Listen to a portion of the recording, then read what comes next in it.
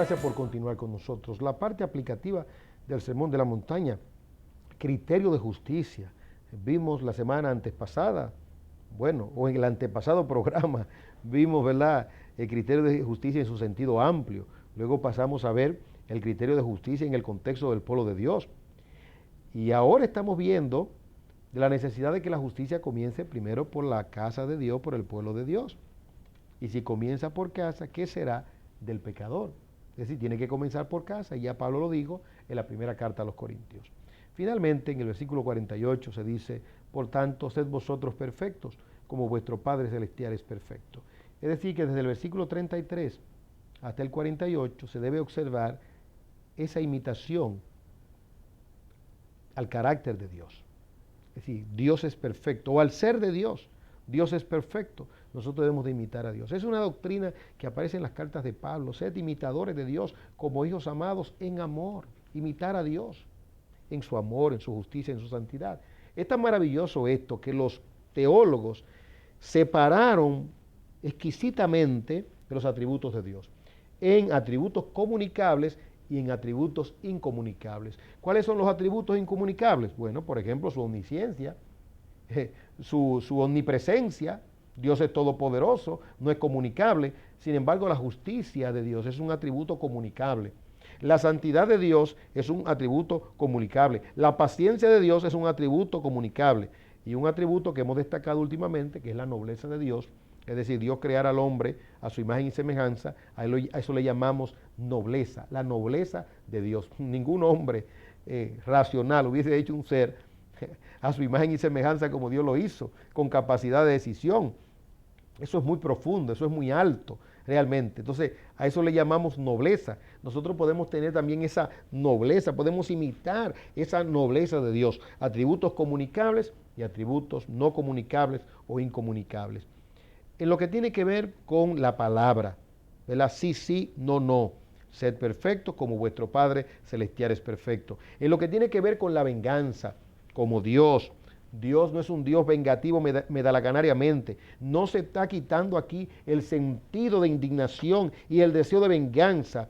Lo que se está diciendo es que hay que cuidar el corazón. Es decir, que hay que amar. Y eso lo hemos visto en cristianos que han mostrado un amor especial. Pero no es que están pidiendo que no se haga justicia. Es que no guardan rencor en el corazón, no lo llevan al plano personal. Es la justicia la que tiene que operar por ella misma, es decir, de manera per se.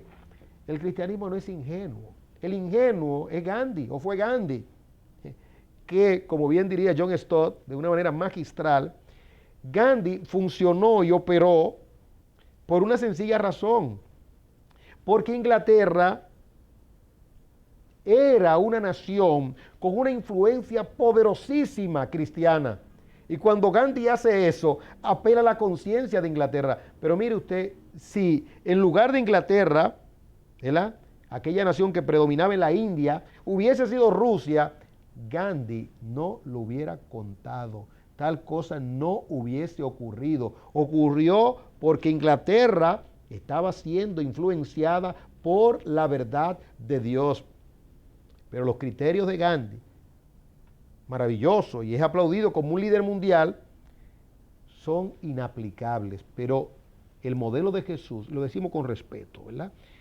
El modelo de Jesús es aplicable porque es equilibrado, es justo, es equitativo. El mismo que está diciendo todo esto es el mismo que está diciendo es digno o es reo del infierno de fuego. Es decir, que él no está hablando de esto aparte de la justicia. Lo que está diciendo es, cuida el corazón como Dios. Dios no tiene nada personal contra nadie. Contra nadie. Lo único es que si usted hace lo malo, Dios tiene que castigarlo. Porque Él sería injusto si no lo castiga. Todo acto de injusticia Dios debe castigar. Es por su atributo de justicia, porque de forma inherente Él es justo. Por eso es que algunos se confunden cuando la Biblia enseña que Dios no quiere la muerte del pecador. Lógicamente, porque Él no tiene nada personal con el pecador. Por eso Dios dice, ve y dile al impío que se arrepienta. Y si tú no lo dices, su sangre va a caer sobre ti. De ahí la responsabilidad de los que tenemos medios de comunicación. Donde quiera que esté lo malo, hay que denunciarlo. con prudencia, con tacto. Pero si es un asunto de marca mayor, hay que estar dispuesto a sacrificar reputación. La vindicación vendrá de Dios en su tiempo. Y a veces Dios le place vindicarnos también aquí.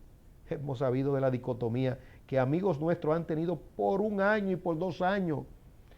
Todavía tienen esa lucha interna. ¿Estará el pastor Bayonet en lo correcto, en denunciar cosas tan graves?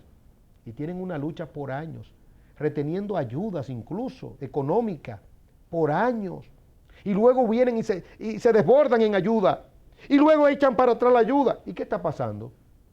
¿Qué está pasando? Bueno, es que no es fácil asumir una postura, pero observo, ninguna ofrenda, ninguna ayuda, ninguna generosidad que pueda venir para este ministerio viene por obra humana, viene por obra de Dios.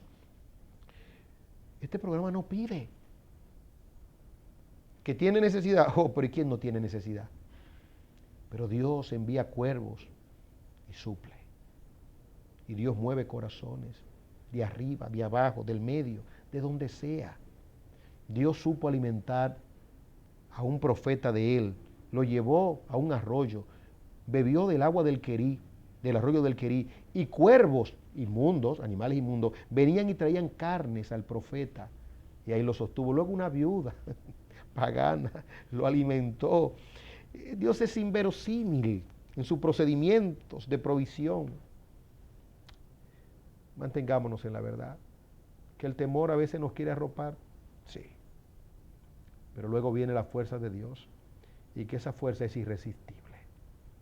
Sed pues vosotros perfectos, como vuestro Padre que está en los cielos es perfecto. Que la paz de Dios sea con usted y con toda su familia.